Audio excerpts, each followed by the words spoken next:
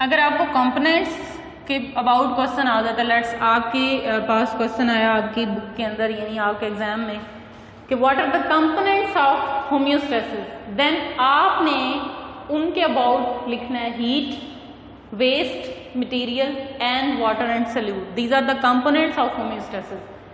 And if question is about the mechanism of homeostasis, and then you can write that these are thermoregulation, excretion and osmoregulation. अब इस सारी चीज को, इन mechanisms को कौन चला रहा है, इसके लिए एक सिस्टम होता है. अब ये आपके पास जो थर्मोरेगुलेशन करवानी है, हीट को यानी इंक्रीज करवाना है या डिक्रीज करवाना है, तो उसके लिए भी एक सिस्टम है. और वो सिस्टम आप बोलते हैं क्या चीज है, वो एक कंट्रोल सिस्टम है. कंट्रोल सिस्टम क्या होगा, यानी एक ऐसा सिस्टम जिसके अंदर जो आपके बॉडी के अंदर जितने भी मैकेनिज्म है, जो भी रिएक्शन हो रहा है, उसको कंट्रोल करना है. आपके पास आपको control system, biological control system में जाने से पहले हम कंपेयर कर लेते हैं physical control system and biological control system को.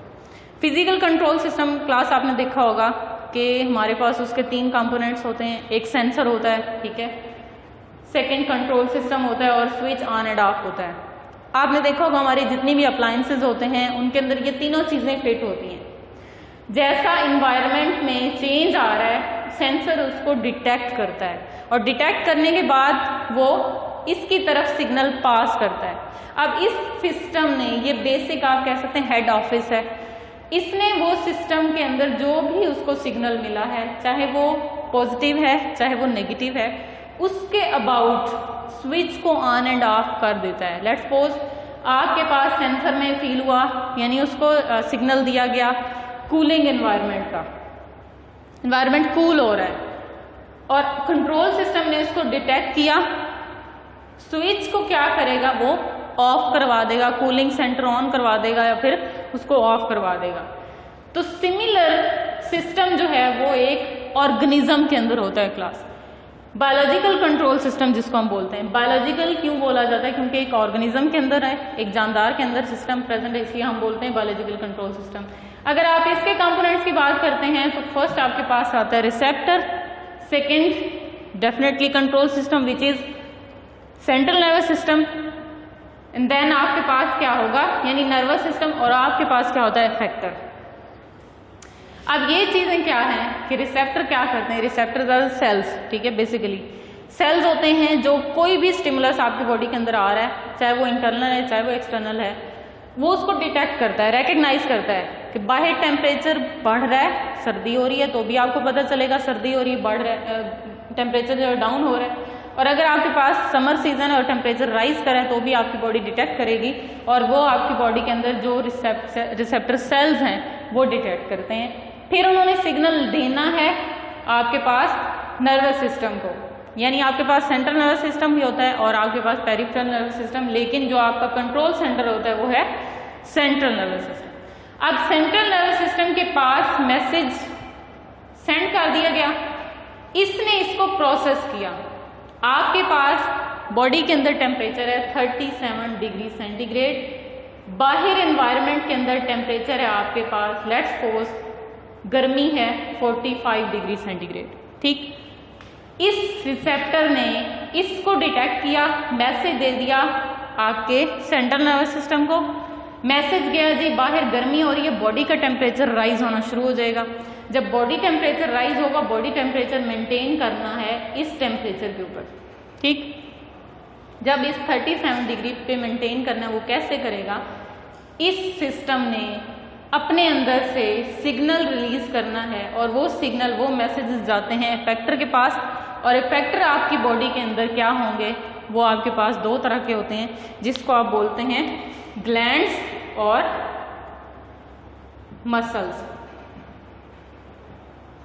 अब ये ग्लैंड्स और मसल्स क्या करते हैं, अगर आपकी बॉडी के अंदर टेम्परेचर डाउन करना है तो क्या करेंगे, आपकी बॉडी के अंदर एक आपका वो जो सिस्टम है वो ऑन किया जाएगा, वो क्या होगा कि आपकी बॉडी में पसीना शुरू हो जाएगा, ठीक है.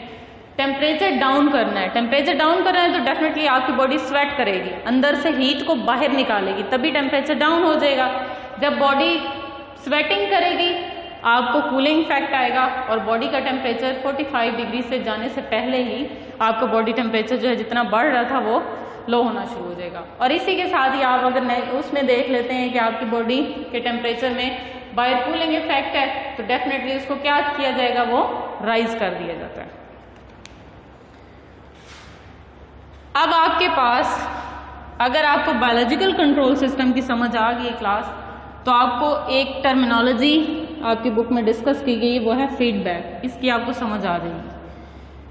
फीडबैक क्या चीज होती है? फीडबैक होता है यानी आप कोई काम कर रहे हैं, ठीक है, तो आपको उसका रिस्पॉन्स, तो जो भी सिस्टम है उसका रिस्पॉन्स उस सिस्टम के अंदर, आपने देखा होगा नॉर्मली हमें कोई भी हम चीज खाते हैं तो उसके पीछे लिखा होता है फीडबैक, ठीक है। फीडबैक क्या होगा? आपको वो प्रोडक्ट अच्छी लगी है तो आप वो बोलते हैं कि जी पॉजिटिव फीडबैक देंगे आप उसको, आप कहेंगे ये प्रोडक्ट अच्छी है, उसका जो कंपनी है वो ये है, अच्छी है, ये एक फीडबैक है, यानी आपका रिस्पॉन्स है।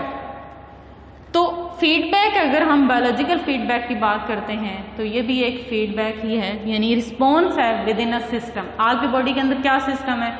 आपकी बॉडी के अंदर सिस्टम है ना, 3 चीजें कंपोनेंट है, ये एक सिस्टम है। इसके अंदर रह के जो रिस्पॉन्स होगा वो फीडबैक है। अब क्या चीज इन्फ्लुएंस कर रहा होता है? Continued activity and productivity. जो चीज चल रही है और उसके अंदर जो प्रोडक्ट बन रही है उसको फीडबैक कंट्रोल कर रहा होता है, इन्फ्लुएंस कर रहा होता है। वो कैसे करेगा? आपकी बॉडी के अंदर कोई चीज बनानी है तो फीडबैक पॉजिटिव आना शुरू हो जाएगा, और अगर कोई चीज कम करनी है यानी उसको नहीं चलाना है आगे, उसको नहीं प्रोडक्शन देनी है, तो वो फीडबैक नेगेटिव आना शुरू हो जाएगा, यानी उसको स्टॉप कर दो। इनहिबिशन और रेगुलेशन कौन मेंटेन करता है?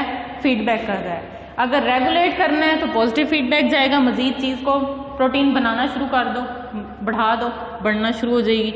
नेगेटिव जाएगा कि इसको नहीं बढ़ना है, ये बॉडी के अंदर ज्यादा हो गई है, एक्सेस हो गई है, स्टॉप कर दो, नेगेटिव चला जाएगा फीडबैक, तो उसको शट डाउन कर दिया जाता है।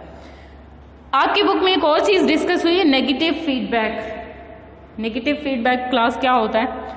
ये है आपके पास, जब भी फैक्टर्स एनवायरनमेंट जो कि एक्सटर्नल एनवायरनमेंट है उसके अपोजिट रिस्पॉन्स देते हैं तो फिर वो आपका क्या होगा? Negative feedback. कैसे? एक्सटर्नल एनवायरनमेंट आपके पास क्या होगा? लेट्स सपोज ये एक सेल है, सेल के अंदर ये इंटरनल एनवायरनमेंट है और सेल के बाहर जो है वो एक्सटर्नल एनवायरनमेंट है।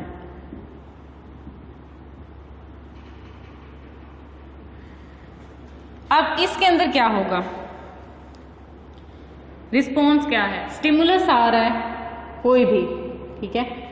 स्टिमुलस के अंदर क्या होगा? जब भी एक्सटर्नल स्टिमुलस आएगा तो आपके इफेक्टर्स ने उसके अपोजिट रिस्पॉन्स करना है।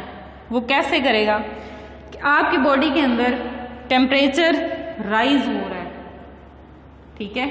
टेम्परेचर राइज करना है, टेम्परेचर आपके पास एनवायरनमेंट के अंदर राइज हो रहा है। टेम्परेचर जैसे ही राइज होगा तो बॉडी को उस टेम्परेचर से बचाने के लिए, कम करने के लिए आपकी बॉडी क्या करती है?